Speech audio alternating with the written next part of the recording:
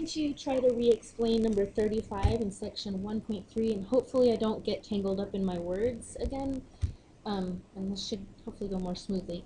So if we look at fog, if you actually do the composition, you get 1 minus x, so we should hopefully all have that. If you don't, let me know and I'll help you individually. And so what this means is that we have some x's, some domain of x, and it's getting pumped into this 1 minus x, which is the g of x, this function over here. And then whatever comes out of that is getting pumped into f of x, which is x squared. So x goes into g, and then g goes into f. So the issue with this function is if you only look at this the composition function, you would say that the domain is all real numbers, because you can put any number there, you might get a negative, but it's not the end of the world. The problem is that the domain of this g function is anything smaller than or equal to 1. So that means that these x's that are getting pumped in all have to be smaller than or equal to 1, which means that this last part of the function will never see anything bigger than x equal to 1. That's the biggest it'll get. So even though the composition function could theoretically allow bigger x values, because of this g of x part, that's why our domain is restricted. And so the domain would end up being negative infinity to 1, and it can equal 1 because 0, you get 0 in your square root, and that's okay. The square root of 0 is just 0. So that's the first part. And then the second one, Goff, we have the same idea, but now we're putting x's into the f, and then we're pumping that into this function. So again, the problem is with the g of x function. We know that this has to be smaller than or equal to 1.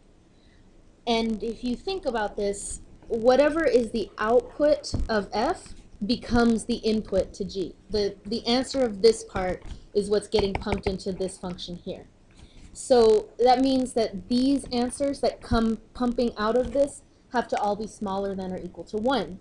So for example, if you stuck a 2 here, you get 2 squared, which is 4. And then if you tried to pump that 4 in, then you're going to have a problem, because that's square root of negative 3, which is not allowed. Okay? And if you consider maybe a negative 2, you're going to have the same problem. You have negative 2 squared, which is 4, same exact situation.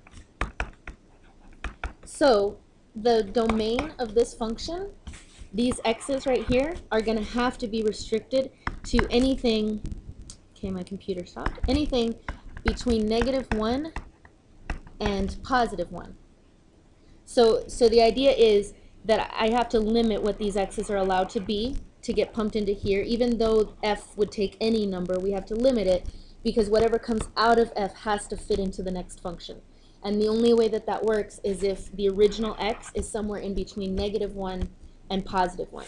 So negative 1 squared would be positive 1, and when you pump it into this last function, you get 0. That's okay. And 1 squared, same thing, would make this be 0. So this can be 0, but it can't be anything less than 0. And so this would be your domain. You could also write it as the absolute value of 1 has to be less than or equal to 1.